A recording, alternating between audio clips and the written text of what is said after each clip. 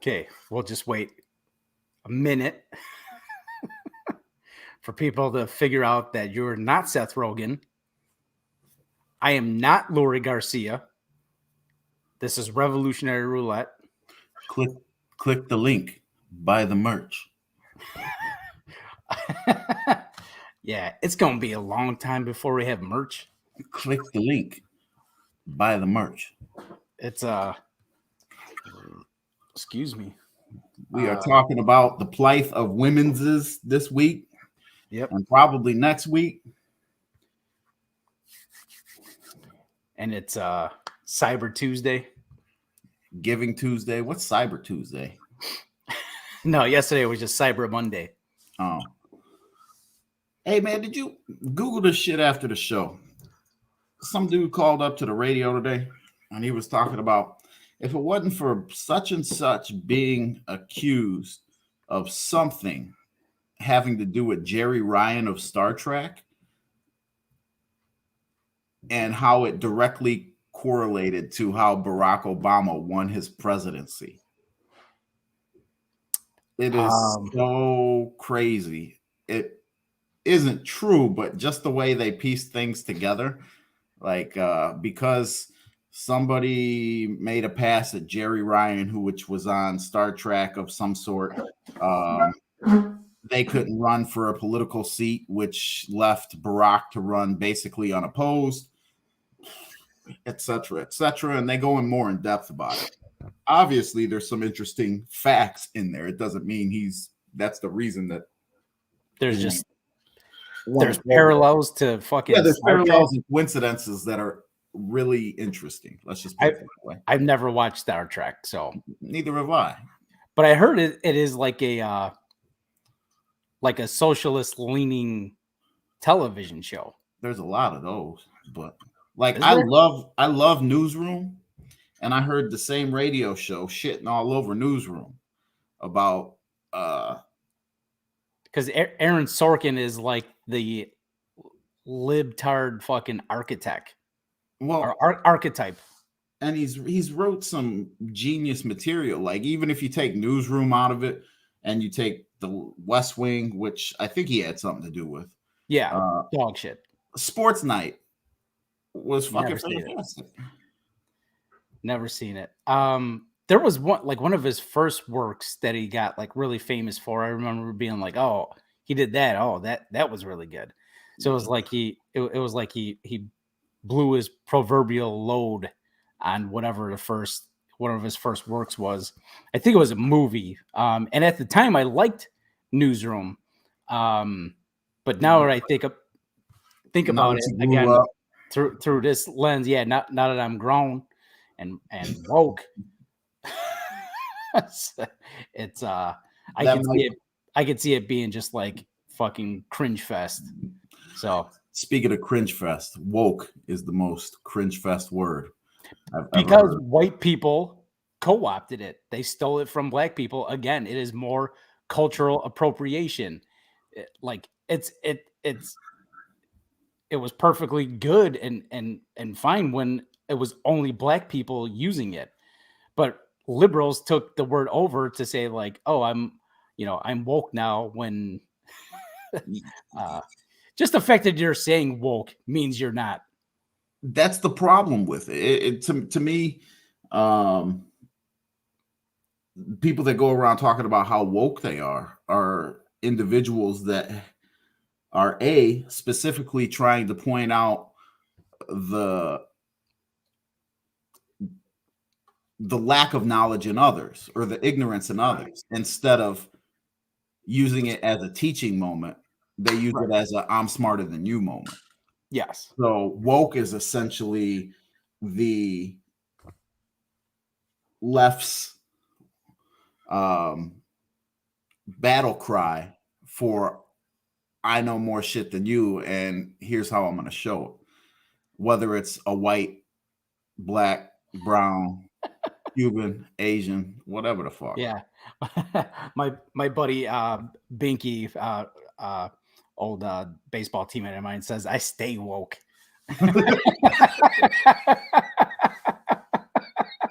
I stay woke up Yeah. in this motherfucker. And actually, it would be perfectly fine. Binky is uh Latin Speaking kid from from Latin fucking kid, Pilsen. So like if he were to use it back then before it was fucking co-opted by liberals, he could have used it what up, appropriately. Holmes? Yeah, that's crazy. I got a buddy named Binky as well. Black dude though, and I don't know, man. It's just like more of a finger pointing thing than Yeah. like when I told you that when I first learned about white privilege, it seemed outlandish to me because of the way it was explained, Hmm. and it was an accusation and a fault rather than explain to me the things that I don't have to deal with because I have white privilege, which immediately clicked like holy shit. But when you're being pointed and accused and other things, Yeah. You you're just straight feel attacked as opposed to learning about opening your mind. Stimulate your mind, Craig. it. All right. Well, let's Let's start wake the this show. bitch up. So I don't even have my place yet here. Hang on. Welcome back to Revolutionary Roulette. I'm Rob Zielinski. You can find me on Twitter at Rob Zielinski. That's ZIELINSKI. Follow us on Instagram at Revolutionary Roulette or email the show at revolutionaryroulette@gmail.com. And I'm joined, as always, by my co-host, Mr. Joshua Catlow. Good evening, ladies and gentlemen. You can find me at Instagram at Joshua Patrick, on Twitter, talking sports at Joshua Catlow, and you can also find me at your mom's house. So this is going to be part 3 of chapter 6, the intimately oppressed. Now, last time we hit the books. We're hitting the book this time again, but I said we were going to finish the chapter. That's not going to happen. I got through about 6 pages of the book and close to like 4,000 words written. So that's not going to happen. So today's going to be part 3, hopefully in a couple weeks, hopefully before Christmas. So people have something to listen to over Christmas break. He's talking about 2023, y'all. We'll have something ready so everyone can listen over Christmas break. So I said this episode in particular was going to be quote heavy.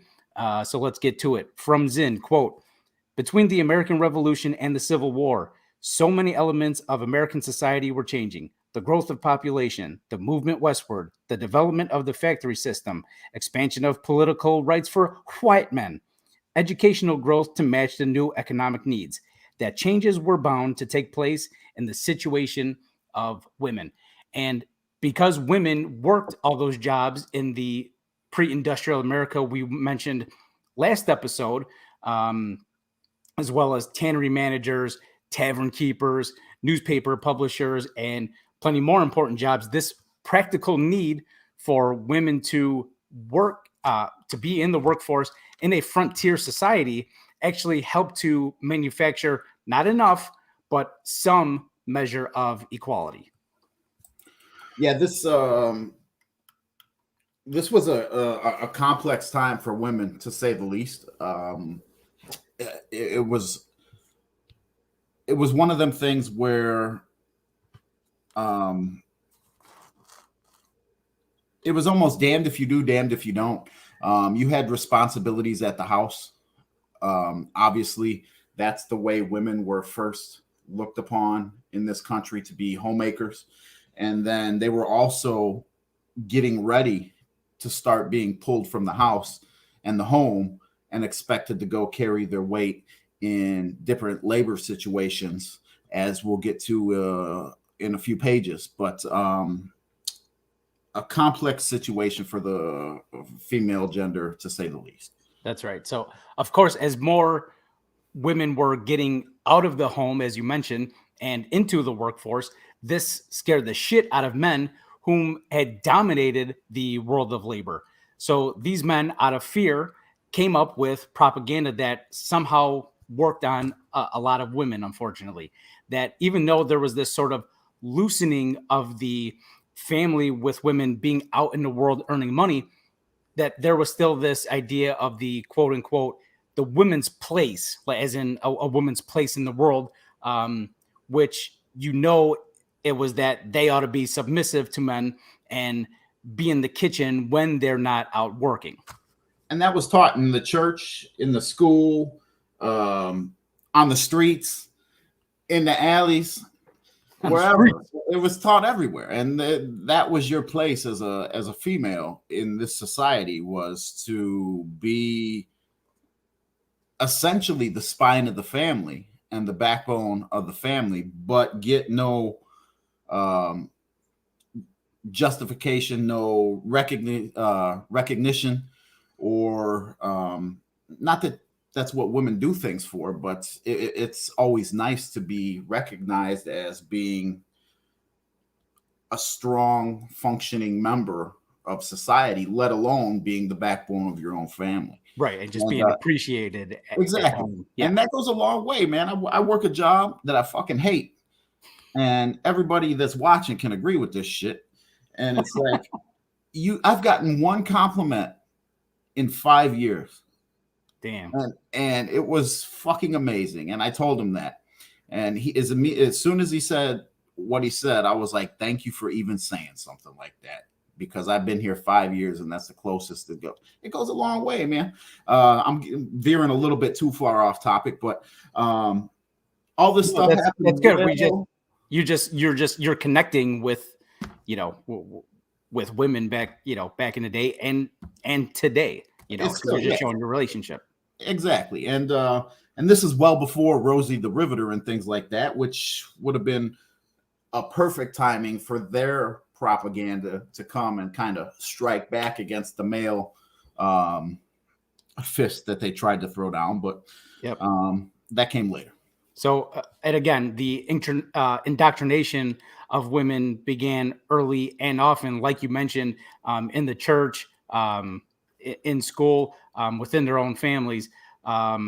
So we'll build on that from a Zinn quote. Barbara Welter has shown how powerful was the cult of true womanhood in the years after 1820. The woman was expected to be pious. A man writing the Ladies' Repository, quote, "Religion is exactly what the woman needs, for it gives her that dignity that best suits her dependence." Mrs. John Sanford, in her book Woman, in her social and domestic character, said, quote, "Religion is just what the woman needs. Without it, she is ever restless or unhappy." The best part of that was the man knowing exactly what a woman needs. Like he would even fucking know. And to top it off, his answer was religion. Yeah, the funniest thing about this is their views at this time, there being males, viewed that it was normal. And I don't want to say normal, but expected almost for the man to stray outside of the marriage, but women were to be of sexual purity high and beyond. So talk about trying to get your ultimate fucking hall pass. Yeah, baby, I was walking down this dusty ass road and I stepped on this bitch's long ass skirt, and it just so happens I tripped, fell, and she landed on my dick. Right in there. But yeah, so it's obviously facetious, but what I'm trying to say is the double standards have always been there and are still there, but they were even more outlandish and using the church as the backbone of their arguments. Right. To say religion still fall upon today. Yeah. So to say that religion gives a woman dignity is like, give me a fucking break. Like, I would argue that in most cases, because let's be real here, in this case, when they say religion, they don't mean like Buddhism or anything like that. They mean some version of patriarchal, puritanical Christianity where the woman is inferior to man and is being told from the beginning to have no pride, no self-respect, only whatever the man provides. And then, here's the crux of the dignity and dependence bullshit. Quote, sexual purity was to be the special virtue of a woman. It was assumed that men, as a matter of biological nature, would sin, but women must not surrender. As one male author said, quote, if you do, you will be left in the silent sadness to bewail your credulity, imbecility, duplicity, and premature prostitution. So the guy says it right there, the duplicity, like, oh no, it's really a one-way street because fellas have such fragile egos that the woman must remain pure and loyal, whatever that means as defined by male Christian views. This sentence reminds me of Dodgeball. Your credulity, your imbecility, your duplicity. You got Laser, Blazer, Tate, all types of hazers. All types of incities in this motherfucker that they expect you to go by. It's like, once again, it's clown behavior. Mm-hmm. Obviously, when you're in a relationship, things were different back in the day, and we're talking long back in the day, 300 plus years ago, 400 plus years ago, excuse me. But still, the standards are being set for women to accept instead of process, react, and refine. So by their male counterparts, instead of having respect, they've had turmoil and injustice from day one. Yep. So we'll get a little bit more specific, sir. So in 1851, activist Amelia Bloomer suggested that women start wearing a sort of skirt and pants in her feminist publication as a way to give a big middle finger to the hindrance of the traditional style of dressing. Of course, she was attacked for this in other women's literature. Quote, one story has a girl admiring the quote unquote Bloomer costume, but her professor admonishes her that they are only one of the many manifestations of the wild spirit of socialism and agrarian radicalism, which is at present so rife in our land. So congrats to Amelia, first of all, for successfully inventing the bloomer or bloomers. So women now, when anybody says you're wearing bloomers, you could tell them the backstory and tell them that it's actually a symbol of you go fuck yourself. Yeah. So going back to the line in the story regarding the wild spirit of socialism, keep in mind that even when the Puritans first came over, they were already this deeply bourgeois organization as capitalism originated in 16th century England. So socialism has always been the American boogeyman, just as it is now. We have one little thing go vaguely left and conservatives cry socialism. And it's like, first of all, bitch, it's more like corporate Democrat bullshit that you don't agree with. Not everything is that you don't agree with is socialism. Also, you fucking like social programs. Your family, especially older folks who have contributed to and benefited from social security. And how's that? That fire department in your neighborhood, pretty cool privatized business there, right? No, because it's a fucking social program. That's what socialism looks like. I don't know. I just went off on that on that rant, but it's just like, when you talk about social programs, it's actually good for people. So yeah, I don't know if you have anything to add to that, but I could just keep on going with the book. No, I can't get this lyric out of my head since we're talking about the church and women, and it's like people will know who it's from immediately, but it's like, please, Lord, this boy needs Jesus. Help this child, help him destroy these demons. Oh, give me a brand new car and a prostitute while my wife's sick in the hospital. It's like I can't get that Eminem shit out of my head because this is essentially what every fucking class act back in their day was looking for when it came to their better halves. I don't know. It just stuck. It's weird what gets stuck in my head while reading this book, but Eminem just so happened to pop in on this one. No, I hear you. So some of the shit is pretty gross to hear, but it may be important to give things some perspective as to just how far things have come for women, and yet there's still obviously a long ways to go. So 83 cents. They've come 83 cents. So from a book called Greenwood Leaves in 1850, written by a woman, quote, "The feminine genius is ever timid, doubtful, and clingingly dependent, a perpetual childhood." And what's the name of the book?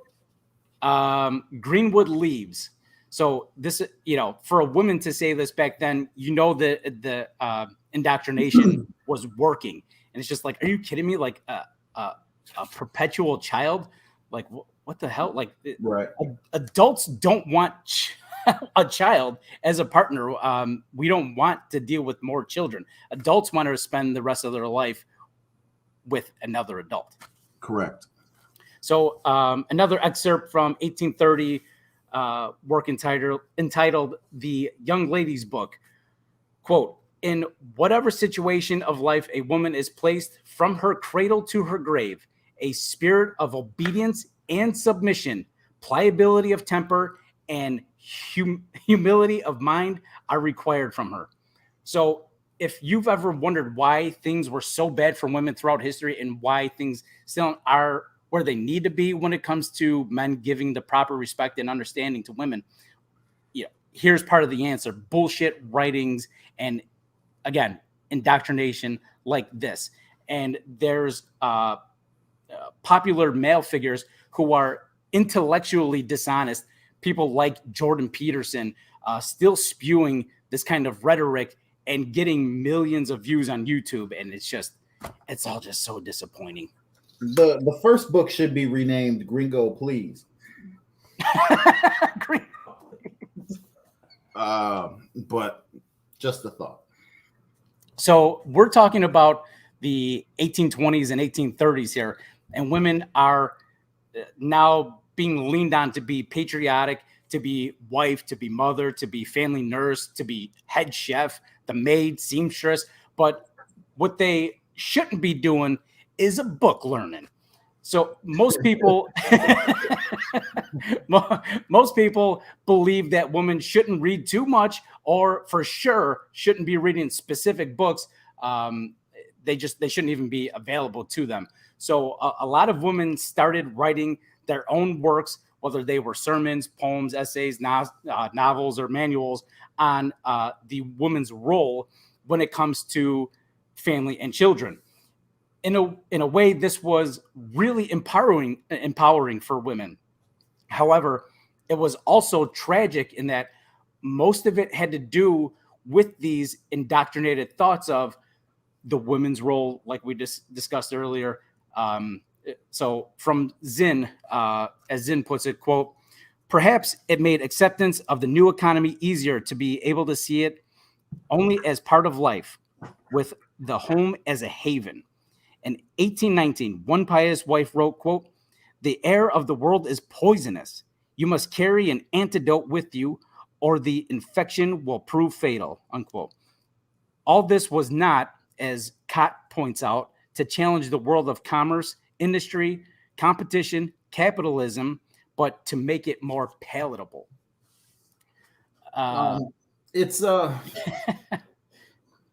So just real quick, he goes on to call it a cult of domesticity, which I thought was a good way to sum all of that up. A cult of domesticity. what I kind of think of it as, Hmm. over this Thanksgiving break, there was a 3-part special on the Beatles released on Disney Plus. And what I think of this as, when the women were picking up their pen and paper and writing narratives, even against themselves in a lot of situations, just as fallback racks for their men, so to speak. It was kind of like when Ringo Starr, the drummer, wrote a song and then he handed it to like Paul McCartney or John Lennon, and they were like, "Oh, Ringo wrote a song. That's cute. That's so cute. We'll just go ahead and put it right here on the fridge." Like, they'd never sing the motherfucker, but they had Like, no. come on, this is good stuff. He's like, Here comes the sun. Do do do do. You know. Can I get out behind these drum sets because I got blisters on me fingers? Oh, another quick fact is that in this colonial American cult, arranged marriages weren't frowned upon and may have been encouraged because the family unit was so important. And women actually weren't in favor of an arranged marriage. They actually wrote some things like this, quote, "The die is about to be cast, which will probably determine the future happiness or misery of my life. I have always anticipated the event with a degree of solemnity almost equal to that which will terminate my present existence." Yeah, it's like I too like to live dangerously, which will almost determine my life. Is it gonna be shitty? I'm gonna end up with this tubby bitch, ain't I? I don't. So yeah. Also, real quick, arranged marriages weren't outlawed in the U.S. until 1950. So that's good. Yeah, it's symbolic of the family. For lack of a better word, we'll go with it's symbolic of the brainwashing and the institutional policies set in place that the women were supposed to do as told. Even obviously before adulthood and even during adulthood, but for an arranged marriage, for someone that's probably anywhere from 13 to 17 years old in these situations, to be set up on an arranged marriage, it's just like, you got to be wondering to yourself, what the fuck is going on? But that's just the way we think today. This was such a normal transaction. And I hate to use the word transaction like that, but that's kind of that's what it was. Yeah. And but it's a shame that we need to go marry wealth so that we can get ourselves out of the dust bowl or whatever the fuck was going on. So it's just it's a type brainwashing from propaganda that was instituted in the 1820s that carried on for over 130 years. Right. I mean, I would have to do a little homework myself and see like how recent was it that royalty, like a prince or princess, were married together in Europe just to try to consolidate power. It can't be too long ago because I get an email from a prince every fucking day talking about, I have this for you, buddy. All you need to do is wire me your banking information and you can have my princess daughter. So, and the best is the last time you did it, that person actually became in debt. Yeah. So however, this cult of domesticity couldn't conceal the concrete proof that women were thought to be inferior to men. The evidence was that they made a quarter to one half of what men got paid for the same damn job. Sounds real familiar. Women weren't allowed to go to college or ministry. They weren't allowed to be doctors or lawyers, and they couldn't own property. And of course, they couldn't vote. But what happened was exactly what had been happening since the dawn of the Industrial Revolution. New technological advances led to certain working conditions for women, which led to conflicts regarding class. In New England, 1789, Samuel Slater invented industrial spinning machinery. So now young girls were in demand for labor, to be literal spinsters, to work these power loom machines in factories. And that's where the the term spinster actually comes from. But it's like one of those things where it's like, you know,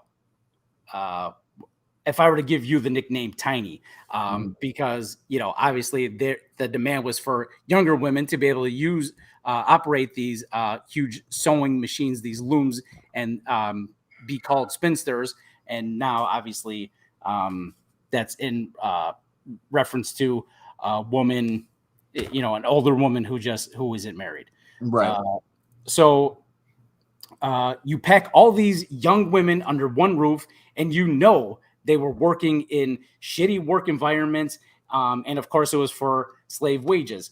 The daily average earnings in these factories was around 37 cents, with most taking home 25 cents a day after working 12 to 16-hour days, which is just obviously such bullshit.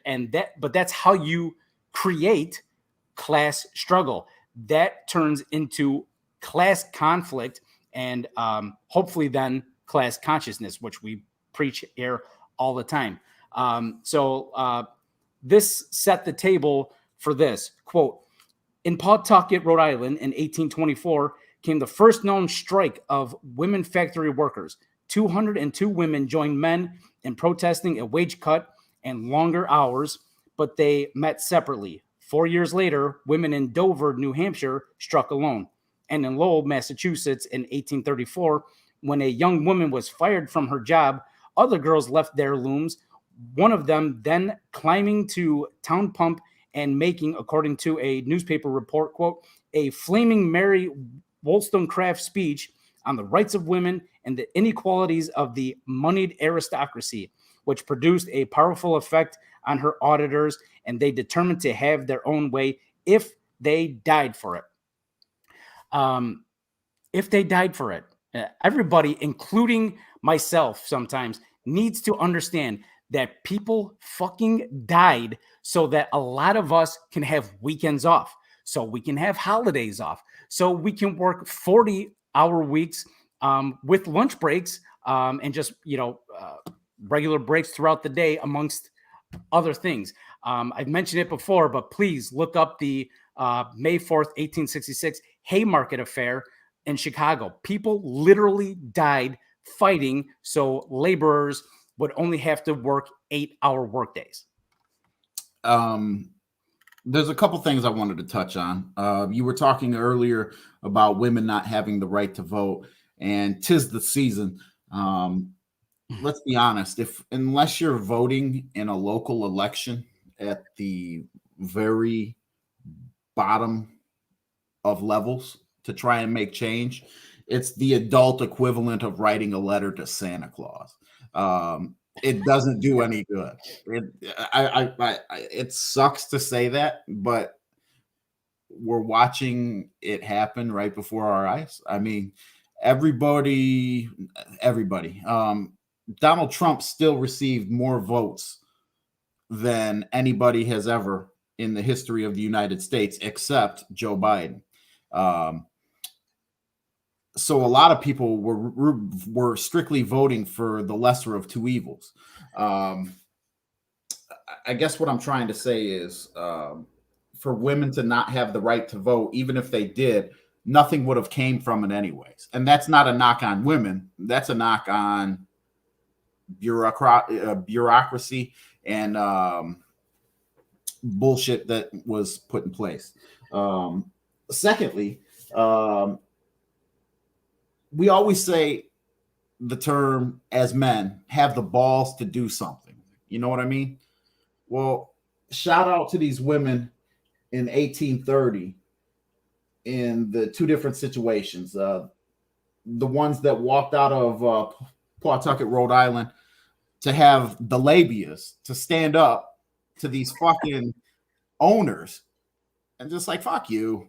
You could spin this loom yourself. Right. I'm going to go get a Coke and tell you to fuck off every time you come near me because I really don't like you. And 25 cents a day ain't doing shit. Yep. So, and then for that to happen in different areas, we've been talking about having something like this happen. And this being the perfect time to have something like this happen, knowing damn well it's never going to happen. And a beautiful assembled cast of women had the nerve to stand up to their counterparts. And it's, I wish we had the courage they had, even back in 1824 and 1834, respectively. That's right. These are prime examples. This is exactly what we're talking about when we say words like solidarity. This is true solidarity, actually sticking up for somebody to the detriment of yourself, possibly. You could possibly get fired as well, but it's not easy, man. Right. If you just do it collectively, there's more of us than there are of you, of them, of the elites. So health insurance, money, housing, all that shit is on the line when you do something against power. But you got to take the power back at some point. And it's a daunting task and an uphill task. And honestly, without trying to be a pessimist, a task that I could see us ending world hunger before I could see us ending capitalism. And neither of which will ever happen because there's corporate greed. Right. And that's not a statement to say that people aren't out there trying, because there's tons of people that put in the work to try and make people have the benefits of a couple meals daily.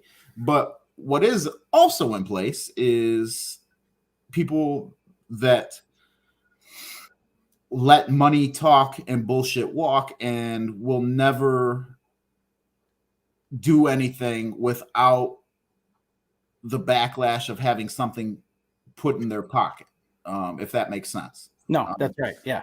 Always pushed forward by the mighty dollar instead of by righteousness in and of itself. Right.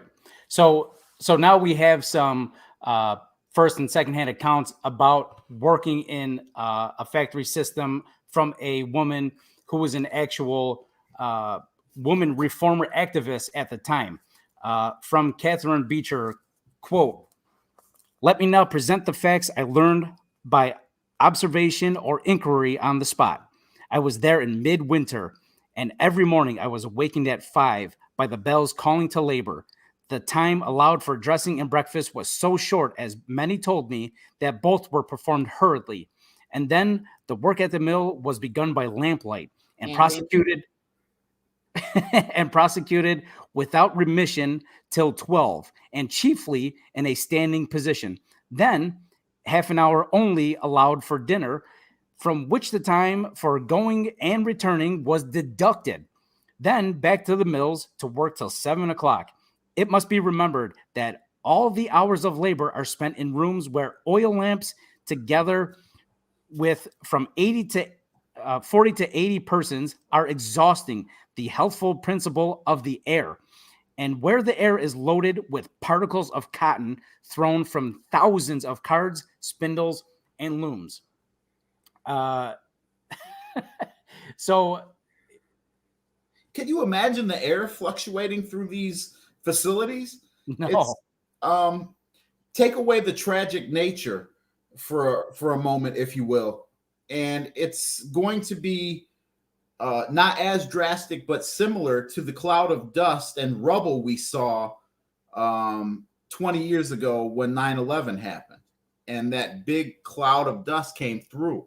Not to that degree, but with cotton being spun and loomed throughout these buildings with 80 people at a time using the machinery, it was probably whiteout conditions in there, Right. or virtually, and with the dust, God, it's I know. So, and of course, this greatly differs from the lives of the upper class women, whose only job was to be the wife of senators and lawyers, sometimes both, and show up to their social clubs like the Dorcas Society. So basically, if you weren't an upper class lady, you were forced into the bonds of what American historian Nancy called the women's sphere in the home, or forced to work at a factory job in awful working conditions for slave wages. The silver lining, though, is this from Zinn. Quote, these conditions created a common consciousness of their situation and forged bonds of solidarity among them. So lower and middle class women were prohibited from going to college. One of the few non-factory jobs they were eligible for was being a primary school teacher. And they basically cornered the proverbial market on that vocation.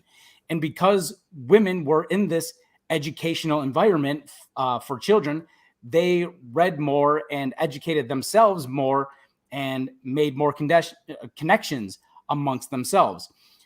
Between 1780 and 1840, literacy between women doubled. This led to more and more women writing for newspapers, magazines, and eventually starting their own publications. From Zinn, quote, women became health reformers. They formed movements against double standards in sexual behavior and the victimization of prostitutes. They joined in religious organizations. Some of the most powerful of them joined the anti-slavery movement. So by the time a clear feminist movement emerged in the 1840s, women had become practiced organizers, agitators, speakers, unquote. And it goes without saying, but that kind of experience in organizing is key. It's huge. And they did take the power back in regards to starting to publish their own literature and spread word and knowledge about women and the power of gaining knowledge and what that could bring to the table. It was almost as if once again, I'm having another flashback to I believe it was Happy Gilmore. Somebody learned how to read. So it's like these women became teachers, educated, and of course the aristocratic white men wanted them to teach their children to be as highly educated as possible, but were so naive to the fact that the women were gaining knowledge at the same time and able to I'm drawing a blank, but able to put things together in a fashion, like a stealth-like fashion. I'm sorry, I'm using horrible words here, but it was something that eventually men started to fear, that the women were getting too intelligent for their bloomers, if you will. I will. So we'll wrap up the episode with this. When I say things like let's general strike, like I do at the end of most episodes, I don't mean let's have people pick a day on social media and just not go to work one day, right? That's like, like a senior in high school playing hooky or something like that. That's fucking stupid. And that's more like an individual level where it's really only going to hurt you in the end. If you even do it the right way, there was like a general strike that people were calling for, and people are using their, their paid time off to take that day off. It's like, well, you're not doing anything in solidarity with other people. General strikes take time to organize. Okay. So we would need to organize mutual aid on a national scale. People who do have a little bit of money will have to they'll have to pull it together. This is corny as fuck, but it's like they have to pull it together because all we have at this point is each other. We now know after all the things that happened during the pandemic that the government isn't coming to help you. Okay. Like they threw their citizens, their constituents, like crumbs, right? With the stimulus checks, right? They didn't even call it like, universal banking income or like relief bill. I mean, it's right in the name, stimulus check. Like this is to stimulate our precious economy. So here's this money. Now make sure you get the fuck out there and spend it. Make that money move. So it's just, go ahead. The fucked up thing about it is this is the Trump, Kamala, and Joe version of throwing paper towels into a crowd of people that are fucking desperately in need of help. Right. That's what this shit was. They threw $3,000 at the faces of us, thinking that that's going to help. That's going to solve everything. Yeah. Most motherfuckers were $3,000 in debt to the landlord alone or car payments alone. That ain't put a dent in anything that needed to be taken care of. And the really fucked up thing about it is that's our fucking tax money anyway. That's the shit we give you every fucking April that you used to give back to us. So every paycheck. Yeah. You're still making money and getting ROI even after giving us all $3,000. You're still getting return on your investment. So yeah. We'll end it there because we went a little bit long. Maybe we'll have like an off the rails episode because we've said all this stuff in previous episodes before. It's we're kind of relitigating it because they're just doing the same shit and we're letting them. So let me say, at the risk of sounding eloquent, let's organize and become ungovernable. That would be amazing. Good night. Good night.